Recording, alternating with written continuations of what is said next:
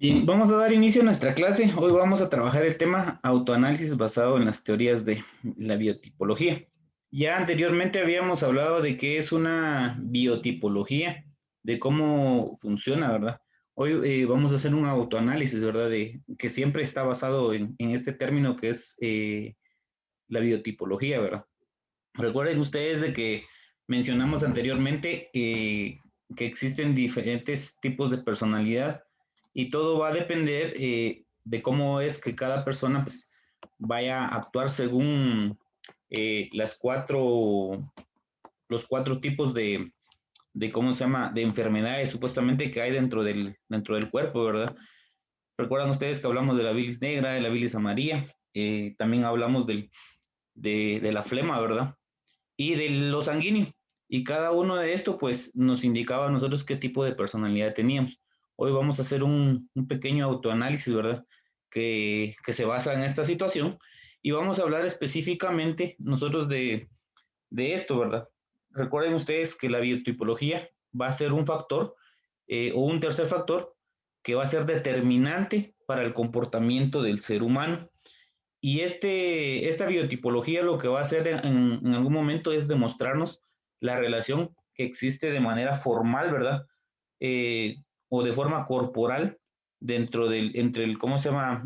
Entre la forma corporal y el aspecto psicológico que cada ser humano posee. Entonces, dentro de todo esto, de alguna manera lo que vamos a ir viendo, ¿verdad? Como les decía, la biotipología lo que va a ser un factor, ya, pero el tercer plano que va a constituir o va a determinar el comportamiento del ser humano. Y este comportamiento, pues lo que va a hacer es demostrarnos una relación que va a existir entre la forma corporal y el aspecto psicológico que se tiene, ¿verdad? Entonces, por ejemplo, una persona puede tener una forma corporal de su cuerpo, tiene una forma, pero también esto tiene que ver con el aspecto psicológico, o sea, con cómo es que la persona está de acuerdo o no con la forma que tiene su cuerpo, ¿verdad? O sea, su corporalidad y todo va a ir manejado a través de lo psicológico, ¿verdad? Vamos a hablar entonces de esta situación y vamos a ir viendo de que existe, bueno, hubo una escuela alemana que estudió esto la biotipología, ¿verdad?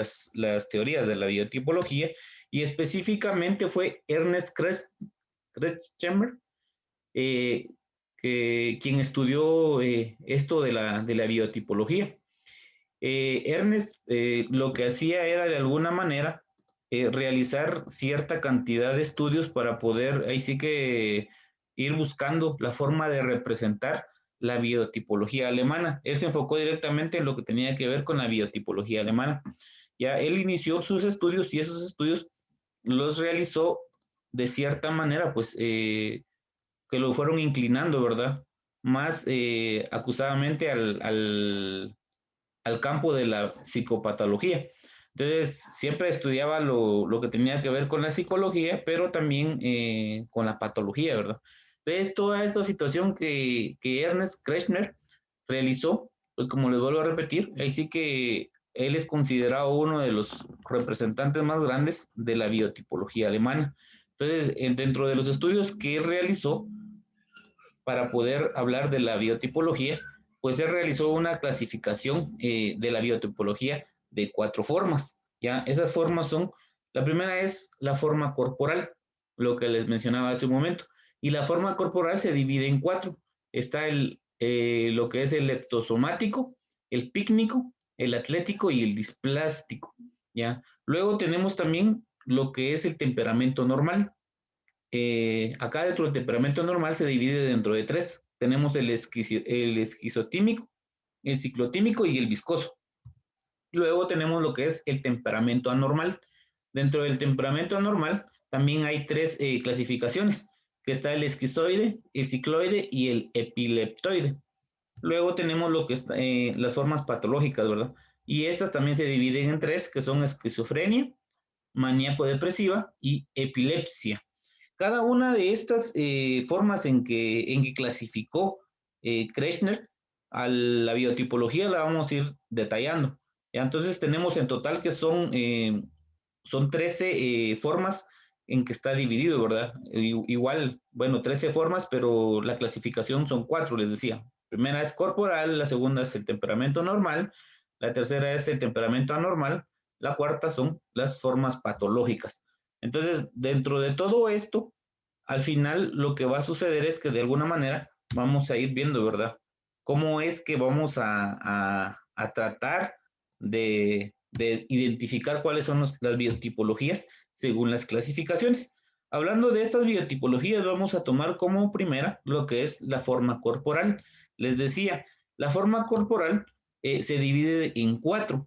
El primero es el leptosomático. ¿Y qué es el leptosomático? Bueno, el leptosomático lo que hace va a ser que tiene características corporales, o sea, es una persona o un sujeto que tiene características corporales, perdón, como por ejemplo, tiene cuerpo largo, cuerpo delgado, cabeza pequeña, nariz puntiaguda, poca grasa, cuello alargado. La exageración del tipo se denomina asténico. Ya quiere decir de que la persona o el ser humano que tiene esta forma corporal leptosomático va a tener estas características, ¿verdad? Luego tenemos lo que es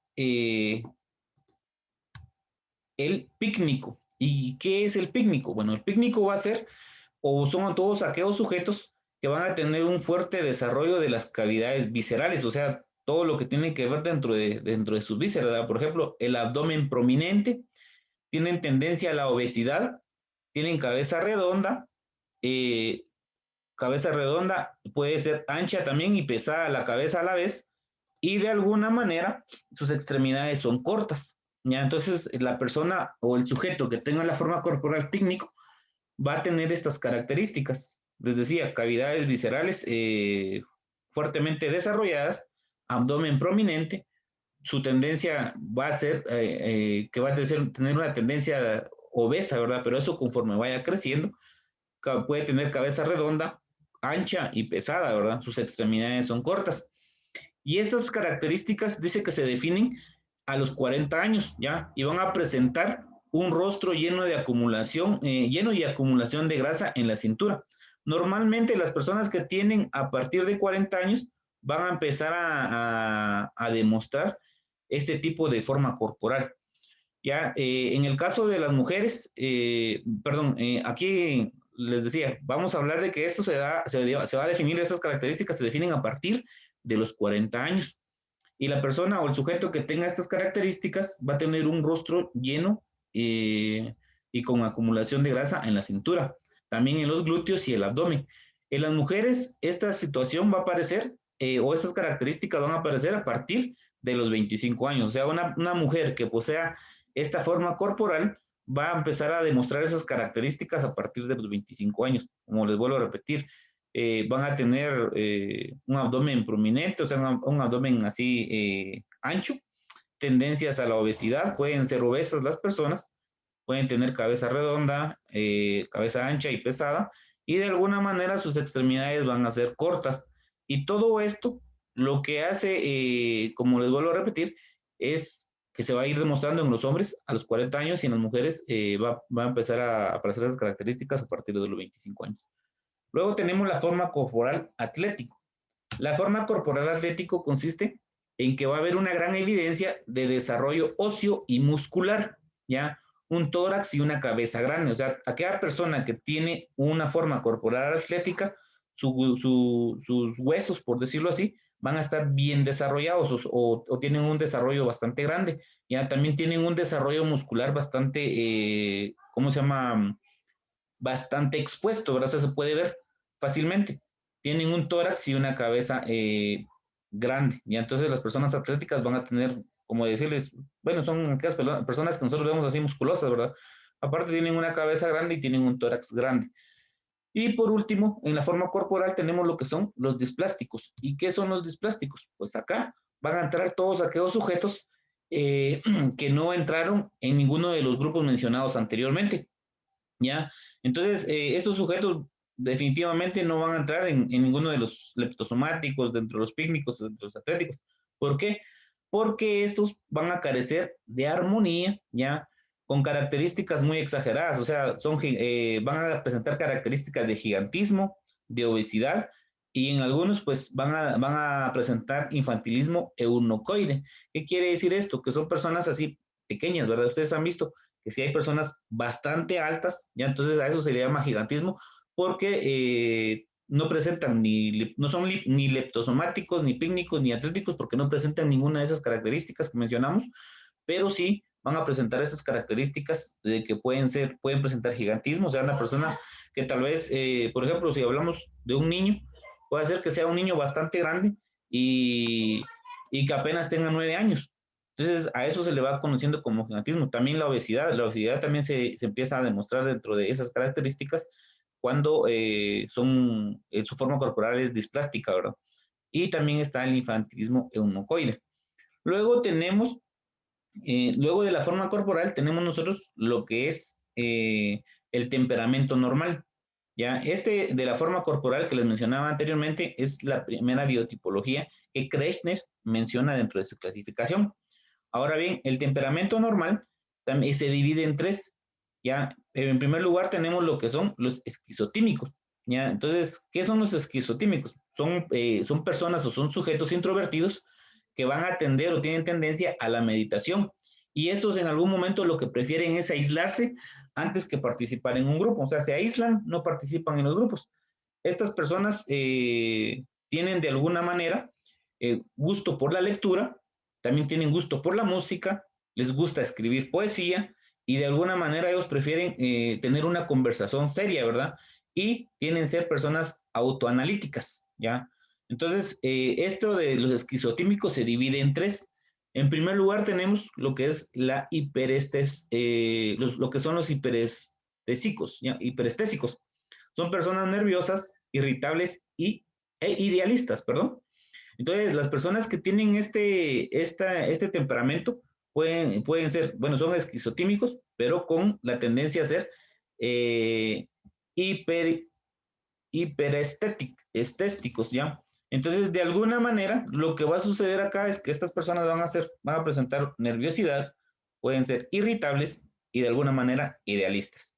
Luego tenemos que estas personas, bueno, este tipo de temperamento también puede presentar las personas que son intermedios, o sea, van a ser personas frías, enérgicas, sistemáticos y de alguna manera serenos, ¿ya? Sí puede ser una persona fría, de alguna manera enérgico en algunas situaciones, va a ser sistemático, quiere decir que todo lo que vaya realizando lo vaya realizando en orden y puede ser sereno, o sea, no se va a alterar de una manera fácil, ¿verdad? Sino que va a ser una persona serena, tranquila y que va a recibir cualquier situación de una manera pacífica. Luego tenemos lo que son los anestésicos, ¿ya? Y estos son las personas que son apáticas, que están aisladas, son indolentes, o sea, no demuestran ningún tipo de dolencia, son extravagantes, son aquellas personas que no les importa qué es lo que piensen los demás de ellos, ¿ya? Y dentro de este grupo podemos incluir a algunos personajes, algunas personalidades que tal vez ustedes han escuchado los nombres. Por ejemplo, tenemos a Kant. Kant es un filósofo, ¿ya? Está Calvino, Robespierre, Descartes, que también era una persona muy conocida, Copérnico, Newton, Bolívar, y dentro de ellos hay otros, ¿ya? Entonces, los anestésicos son estos, son personas apáticas, aislados, e indolentes y extravagantes. Y estas personas, de alguna manera, como les decía, van a demostrar ellos su apatía, pero al final sí tienen una gran personalidad, porque si ustedes ven las personas o los nombres que mencionan acá, son nombres de personajes que sí han realizado alguna situación o investigaciones para que hoy en día sean estudiadas, ¿verdad? Luego tenemos lo que son, también dentro del temperamento normal, el ciclotímico, ¿ya? Y el ciclotímico van a ser personas o sujetos que son alegres, que son sociales, comunicativos, emprendedores, graciosos, ¿verdad? Y estos de alguna manera, hacen amistades, ¿verdad? Con facilidad y también les van a gustar a estas personas o a estos sujetos que tienen este temperamento ciclotímico, les gustan las fiestas y muchas veces van a ser el centro de las reuniones sociales, ¿ya? Van a ser el centro de las reuniones sociales por lo alegre que son, por lo comunicativo que son, por lo emprendedores y por lo gracioso que pueden ser, ¿verdad? Estos sujetos que están dentro de este temperamento pueden ser extrovertidos, ¿ya? Aunque de alguna manera, pues también van a cambiar de un extremo al otro. Pueden presentar ellos alegría o tristeza. Y estos también se dividen en tres. Dentro de estos tenemos como primero los hipomaníacos, que están en continuo movimiento y que demuestran su alegría, o sea, están de un lado para otro y están demostrando su alegría. Luego tenemos los sintónicos, que son realistas, que son prácticos y que son humoristas, ya son aquellas personas realistas, aquellas que ven y dicen, bueno, esto se tiene que hacer así, o hablan con una persona así, tal cual es lo que tengan que decir, ¿verdad? Son prácticos, no se complican la vida, y son humoristas, son aquellas personas que les gusta estar buscándole chiste a todas las situaciones por malas que sean, ¿verdad? Y también están los flemáticos. Dentro de los flemáticos tenemos a los sujetos tranquilos, silenciosos y tristes. ¿Ya? Y dentro de este grupo de flemáticos podemos mencionar a algunos personajes. Mirabeau, por ejemplo, Lutero, Martín Lutero, Gall, Pasteur, Rembrandt, Goya y Beethoven. Son personas que están dentro de este grupo ¿cómo se llama?, que tenían el temperamento flemático. ¿Por qué? Por ser tranquilos, por ser silenciosos y en algún momento por ser tristes, ¿verdad? Porque demostraban su tristeza. Luego del temperamento ciclotímico tenemos lo que es el temperamento viscoso. ¿Y en qué consiste el temperamento viscoso? Pues acá lo van a tener aquellas personas que son emprendedoras, que son perseverantes, que son tenaces, ¿ya? Y que prefieren trabajar al aire libre, ¿ya? Y de alguna manera van a practicar deportes fuertes. Entonces acá, dentro de este último temperamento que es el viscoso, vamos a encontrar nosotros que hay muchas personas que sí lo poseen. ¿Por qué? Porque son emprendedores, son perseverantes. Y recuerden ustedes que emprendedor es aquel que inicia algo sin que le tengan que decir. Y perseverante va a ser aquella persona que no le importa, que cometió o le salió mal y nunca lo va a dejar de intentar. Y tenaz es aquella persona que tiene la capacidad, ¿verdad?, de realizar alguna actividad de cualquier manera, lo hace de la mejor manera. Estos sujetos también pueden trabajar o prefieren trabajar al aire libre y les gusta practicar deportes fuertes, ya, como por ejemplo el boxeo, ¿verdad? Entonces, vamos a encontrar esto o algún otro deporte fuerte, ¿verdad? Donde haya mucha fuerza, ¿verdad? Luego del temperamento normal tenemos nosotros lo que es el temperamento anormal. ¿Y esto qué es? Este también se divide en tres. Tenemos lo que es como primero, el esquizoide, ¿ya? Y acá en el esquizoide va a ser cuando el sujeto esquizotímico se agrava, o sea, tenemos al esquizoide. Y dijimos que el esquizotímico era parte de lo que hablamos anteriormente, acá, ¿ya? Entonces, cuando hay una agravación de lo que pasa acá, ¿ya? Lo que les decía, que van a ser sujetos introvertidos que tienden a la meditación. Cuando esto se va a agravar, o sea, cuando ya llega hasta su límite, va a venir y va a empezar a demostrar lo que es el, el esquizotímico, ¿ya? Entonces aquí ya venimos, el esquizoide, que va a salir del esquizotímico. Luego de eso tenemos el cicloide, y el cicloide es cuando el ciclotímico, lo que también ya hablamos anteriormente, se va a agravar y lo que va a dar es un cicloide. Por eso dice temperamento anormal, porque el anterior era normal y este es anormal. Y acá lo que va a hacer es que van a presentar tendencias al delito, ¿ya? Y se va a observar en dos fases, o sea, que las personas que tengan el temperamento cicloide, lo que va a hacer es que van a tener una tendencia a cometer delitos, ¿verdad? Y la pueden demostrar en dos fases, con alegría y con depresión, ¿ya? Y también estas personas fácilmente se desaniman por cualquier situación que se pueda dar. Estas personas van a tener, ahí sí que para combatir esa tendencia, lo que hacen es ingerir alcohol y de alguna manera pueden caer en dipsomanía, ¿ya? Entonces, las personas que tienen este tipo de temperamento porque se sienten mal, porque tal vez cometieron algún delito, porque están alegres o porque están muy deprimidas, lo que hacen es que para poder combatir eso que sienten, empiezan a ingerir alcohol o pueden caer en dipsomanía, ¿verdad? Y esto al agravarse este cuadro, va a entrar lo que es la psicosis maníaca depresiva, que lo vamos a ver más adelante. Y por último tenemos lo que es el epileptoide. Y el epileptoide lo que hace es, de alguna manera, demostrarnos que son sujetos explosivos, ¿ya? Sus reacciones van a ser desproporcionadas ante cualquier estímulo que estos reciban. Quiere decir que va a ser aquella persona si una persona tiene el temperamento anormal epileptoide, lo que va a hacer es demostrar de alguna manera sus reacciones así, explotando de una manera rápida, ¿verdad? O sea, no va a esperar a que le den explicaciones, sino que simple y sencillamente va a actuar, ¿ya? Según los estímulos que esté recibiendo. Y por último tenemos lo que son, bueno, sí, las formas patológicas, lo que hemos hablado, que son las 4 formas en que está dividido, ¿verdad? La biotipología según Kreshner, ¿verdad? Y dentro de estas tenemos lo que es la esquizofrenia. ¿Y en qué consiste la esquizofrenia? Bueno, la esquizofrenia va a constituir una base, ¿verdad? De lo que es el esquizoide, ¿ya? Y dentro de todo esto, pues, bueno, que no va a ser en todos los casos, ¿verdad? La esquizofrenia no se va a dar en todos los casos porque el esquizoide no va a ser base en algunos casos de esto, ¿verdad? Y en este caso, pues la esquizofrenia es una enfermedad mental, ¿ya? Que va a tener manifestaciones de delirios, o sea, cada persona que delira, ¿verdad? O que tiene alucinaciones y de alguna manera va a destruir su personalidad. Y entonces la persona que tiene esquizofrenia va a ser aquella persona que tiene una enfermedad mental específicamente y esta enfermedad se va a notar cuando manifiesta delirios y alucinaciones, ¿verdad? Y esto lo que va a hacer es destruir la personalidad de la persona o del sujeto, ¿verdad? Luego tenemos lo que es la psicosis maníaco-depresiva. Y acá, con las formas patológicas, ya hablamos directamente de las enfermedades, más que todo, que demuestra la biotopología del ser humano. Esto de la psicosis maníaco-depresiva, lo que es una enfermedad mental también. Y esta se caracteriza porque se presentan periodos de fase maníaca, o sea, una persona maníaca.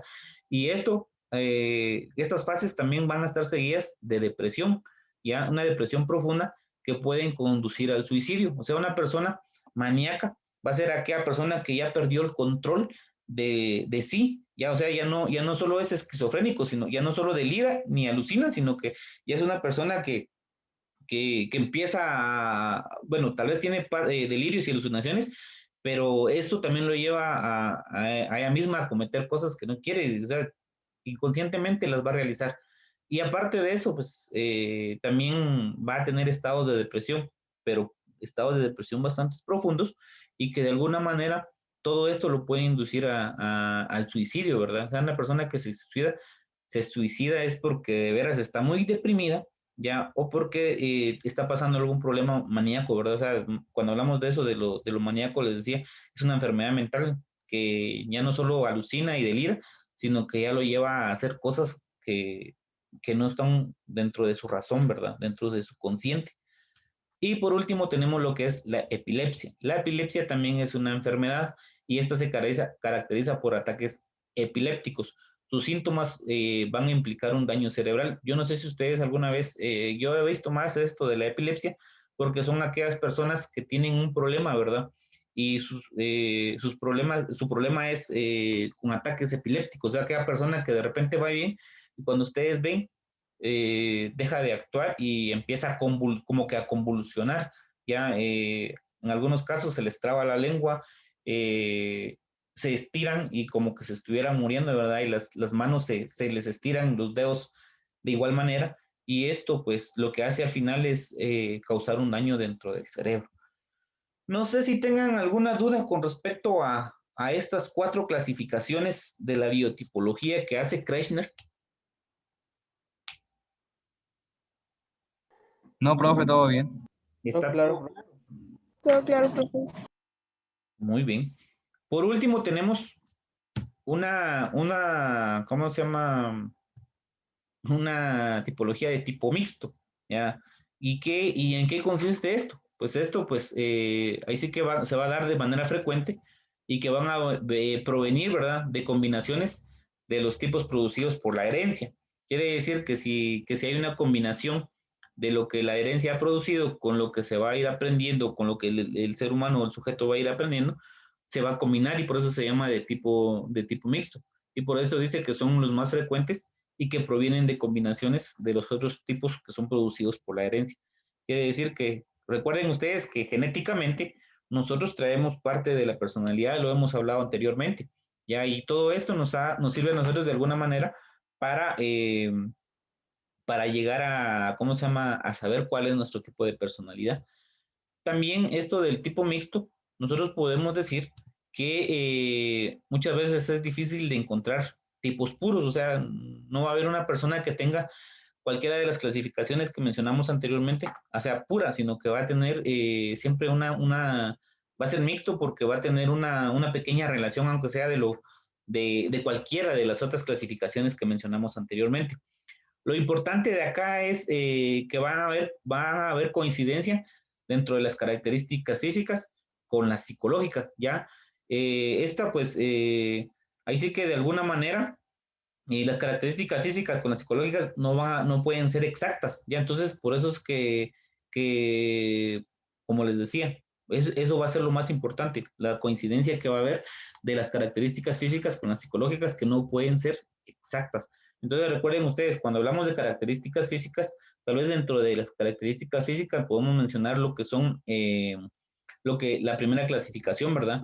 Que es todo lo que tiene que ver con lo corporal, ¿verdad? La forma corporal.